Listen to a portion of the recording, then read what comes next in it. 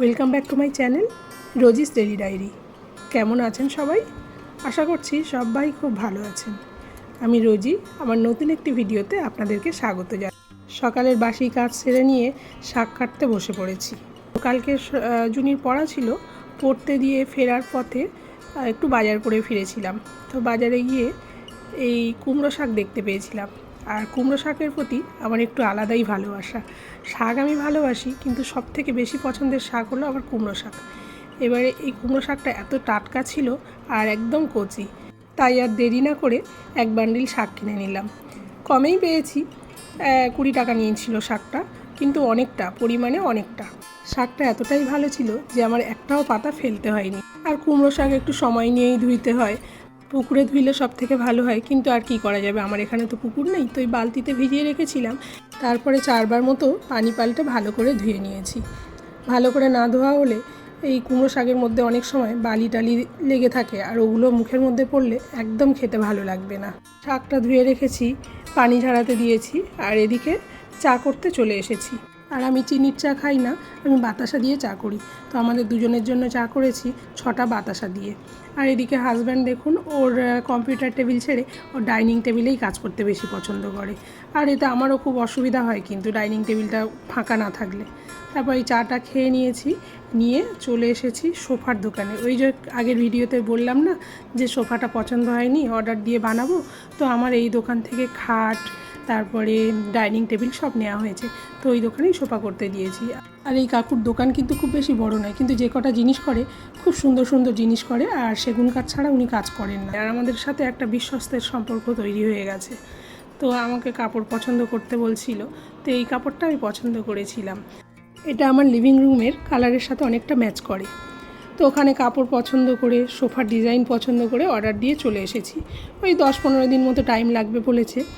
আর তারপর এসে আবার রান্নার কাজে লেগে পড়েছি। অনেকটাই সময় চলে গেছে ওখানে, যদিও বাড়ির কাছে, কিন্তু গিয়েছি, বসেছি। তো ডাল দিয়ে কুমড়ো শাক করবো, ওদিকে ডালটা বসিয়ে দিলাম। আর এই কুমড়োটাও আমি কালকে বাজার করেছিলাম, তো সেই ব্যাগের মধ্যে থেকে বার করা হয়নি, দেখলাম খানিকটা খারাপ হয়ে গেছে। ওই জন্য উপর থেকে কেটে ফেলে দিয়ে রোদ্রে দিলাম। আজকে আর রান্না করব না, রোদ্রে দিলে ভালো থাকবে। তারপর ব্যাগের মধ্যে অন্যান্য সবজিগুলো বার করে নিয়ে এখন প্লাস্টিকের মধ্যে করে ফ্রিজে রেখে দিচ্ছি। আমি যে কোনো সবজি সরাসরি ফ্রিজের মধ্যে রাখি না, প্লাস্টিকে করে করে রেখে দিই, তাহলে সবজিটা ভালো থাকে, না হলে অনেক সময় শুকিয়ে যায়।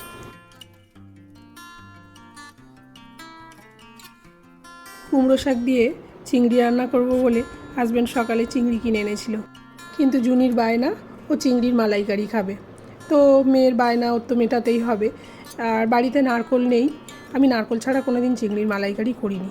চিংড়িগুলো যদিও খুব একটা বড় নয়, তবুও ও যখন বায়না করেছে তখন আর কি করা যাবে। তো সেই জন্য নিচের দোকান থেকে একটা দুধের প্যাকেট কিনে এনেছি। দিদিকে ফোন করে জিজ্ঞাসা করেছিলাম যে এমনি দুধ দিয়ে চিংড়ির মালাইকারি করলে কেমন হবে, তো বললো খারাপ হবে না, করে দেখ। সর্ষের তেলে গোটা গরম মশলা ফোড়ন দিয়েছি, দিয়ে পেঁয়াজটা একটু লাল করে ভেজে নেব। তো পেঁয়াজটা এদিকে ভাজতে থাক, আর ওদিকে আবার দেখি ডালটার কি অবস্থা। তো ডালটা অনেকটা সিদ্ধ হয়ে এসেছে, এবারে শাকটা দিয়ে দেবো। আর আমার না মনে ছিল না, খানিকটা শাক তুলে রাখতাম কালকের জন্য, সবটাই পানিতে ভিজিয়ে দিয়েছিলাম। এতটা শাক ডাল দিয়ে করলে প্রথমত ভালো লাগবে না, আর দ্বিতীয়ত নষ্টও হবে। তো অর্ধেকটা দিয়েছি আর অর্ধেকটা রেখেছি, এটা ভেজে নেব। মানে কালকে ভাজতাম, কিন্তু যেহেতু পানিতে ভিজিয়ে দিয়েছিলাম, তো আজকেই ভেজে রেখে দেবো, কিন্তু খাবো হয়তো কালকে, কারণ আজকে অনেকগুলো তরকারি হয়ে যাচ্ছে, এত খেতে পারবো না। তো এদিকে আবার চিংড়ির দিকে চলে এলাম। তো পেঁয়াজটা ভাজা ভাজা হয়ে গেছিলো, ওর মধ্যে সমস্ত রকমের মশলা দিয়েছি। এবারে ভালো করে মশলাটা কষিয়ে নেব।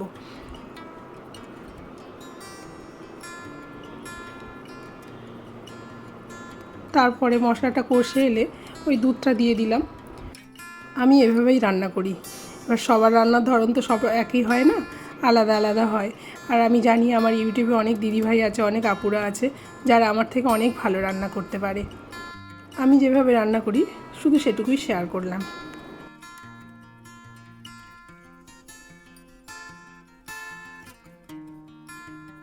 দুধটা ভালো করে ফুটে খানিকটা কমে এলে চিংড়িগুলো দিয়ে দিলাম। চিংড়িগুলো দিয়ে ফুটিয়ে নিয়েছি, আর গ্রেভিটাও একটু কমে এসেছে। এর মধ্যে আমি একটু গরম মশলার গুঁড়ো ছড়িয়ে দিয়েছি। তো মোটামুটি আমার রান্না প্রায় কমপ্লিট।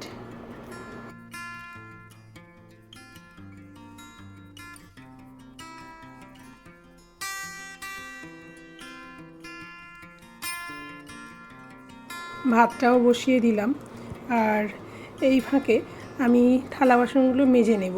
তাহলে কি হবে, আমার রান্নাও হতে থাকবে আর আমার বাসনগুলোও মাজা হয়ে যাবে, মানে দুটো কাজ একসাথে হয়ে যাবে, সময়টা অনেকটা বেঁচে যাবে।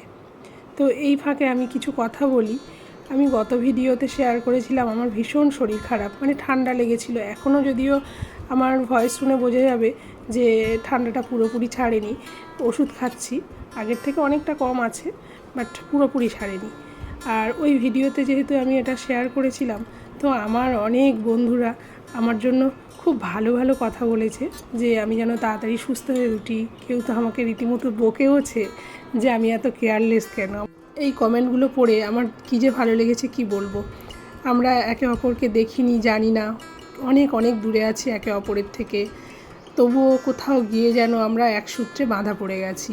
আমাদের মধ্যে একটা আত্মার সম্পর্ক তৈরি হয়ে গেছে, তাই না? ইউটিউব প্ল্যাটফর্মে এসে আর কিছু পাই না পাই, যে আত্মীয়তার সম্পর্কটুকু পেয়েছি, এটাই অনেক বড় পাওয়া। আমার তো তাই মনে হয়। কথা বলতে বলতে আমি ডাল আর শাকটা রান্না করে নিয়েছি। এবারে যে কুমড়ো শাকটা তুলে রেখেছিলাম ওটা ভেজে নেব। ওটা আজকে ভেজে রাখবো, কিন্তু আজকে খাবো না, ওটা কালকে খাবো। তো আমি শুকনো লঙ্কা আর রসুন ফোড়ন দিয়েই মূলত শাকটা ভাজি, মানে যে কোনো শাক আমি এই শুকনো লঙ্কা আর রসুন ফোড়ন দিয়েই ভাজা করি। আমার এই রসুনের গন্ধটা শাক ভাজার মধ্যে খুব বেশি ভালো লাগে। আর কুমড়ো শাক আমিও যেমন পছন্দ করি, হাজব্যান্ডও তেমন পছন্দ করে, আর আমার জুনিটাও খুব পছন্দ করে। তো এই কুমড়ো শাক ভাজাটা আমার কপালে প্রায় জোটেনি বললেই চলে, কারণ ওর আব্বু খেয়েছিল আর আমি অল্প একটু খেয়েছি। আর তারপর জুনি স্কুল থেকে এসে বলেছিল ডিম ভাজা দিয়ে ভাত খাবে, তারপর অল্প একটু শাক আমার পাতে খেয়ে দেখলো যে বেশ ভালো লেগেছে। তারপরে ওটা দিয়ে খেতে খেতে ও বেশ অনেকটাই ভাত খেয়ে নিয়েছিল ওই শাক ভাজা দিয়ে। তো শাকটা রান্না হয়ে গেছে আমার। এবারে ঘর পরিষ্কার করতে চলে এসেছি। ঘরটা আগে ভালো করে তো ঝাঁট দিয়ে নিতে হবে, তারপরে ঘর মুছতে হবে। আর আমি ঘর ঝাঁট দেওয়াটা একটু টাইম নিয়েই করি, কারণ সব কিছু সরিয়ে সব তলা থেকে না ধুলো বার করলে আমার ঠিক পছন্দ হয় না। তো সব কাজ করে নিয়ে এখন জিনিকে স্কুল থেকে নিতে যাচ্ছি। প্রচণ্ড রোদ, ওর জন্য এই টুপিটা আমার রোজ নিতে হয়, না হলে ওর মুখে রোদ লাগে। আর আমি তো ওড়না দিয়ে পুরো মুখটাকে ঢেকে যাই আর সানগ্লাস পরে নিই। স্কুলে চলে এসেছি, আর গাড়িটা একটু সামনেই রেখেছি, ভিতরে ঢোকানোর জায়গা ছিল না, আর এই জায়গা থেকে ওদের ছাড়ে। তো সব মায়েরা দাঁড়িয়ে আছে, মায়েরা বলবো না, বাবারাও থাকে, বেশিরভাগ মায়েরা থাকে। তো তারপর এই জনিকে নিয়ে নিয়েছি, হাতে ডায়েরি নিয়ে বেরিয়েছে। ও কখন বাড়ি থেকে ডায়েরিটা ব্যাগে করে নিয়ে এসেছে। একে তো দুপুরবেলা, আর তার উপর প্রচণ্ড রোদ। এই যে রেলগেট পড়ে আছে, অনেক লম্বা লাইন, আমি একটা ছাওয়া জায়গা দেখে দাঁড়িয়েছি। তো এবার বাড়ি যাব। ভিডিওটি তাহলে শেষ করছি। ভালো থাকবেন, সুস্থ থাকবেন, দেখা হবে পরের কোনো ভিডিওতে।